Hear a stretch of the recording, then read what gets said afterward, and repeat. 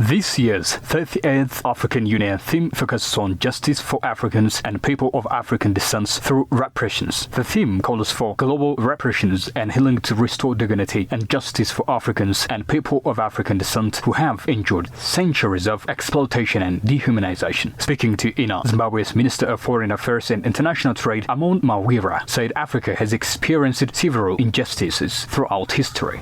Africa has been a subject of many negative actions carried on it throughout history. So this theme highlights Africa's plight and how Africa has to react to that kind of environment that it has been exposed to for many centuries. And it's time to turn the tide and basically justice for Africa. Moreover, the minister touched on the African Union's firm stance on the issue of representation at global decision-making platforms, particularly the United Nations Security Council. The African Union position is known when it comes to representation at the highest decision-making bodies, including the Security Council. The African Union already made resolutions that are towards full representation at the United Nations, in the Security Council, with full veto powers. In similar vein, Tunisia's Minister of Foreign Affairs, Mohamed Ali Nafti, spoke about the importance of discussing the theme within the African Union's Executive Council and later at the summit. The main objective is to live in perfect harmony with all the people of the world.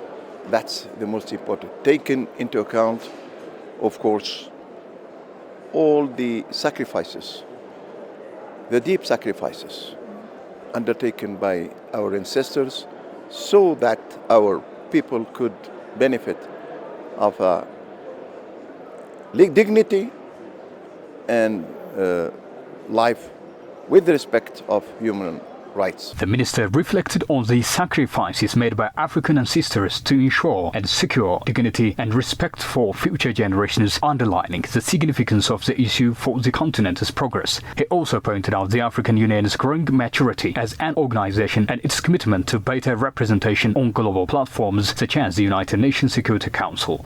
One of the main topics to be discussed, and naturally, our organization, which now has more than 62 years old, has benefited of a maturity so that it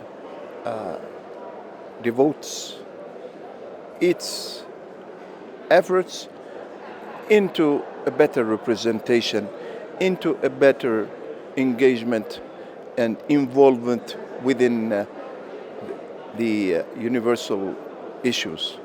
So we hope that this issue will come out with a good result so that Africa, our continent, our dear continent, could also be well represented within the United Nations Security Council. The call for justice for Africans and people of African descent through reparations is expected to address past atrocities perpetrated against all black people, at least through giving recognition for what has happened so far.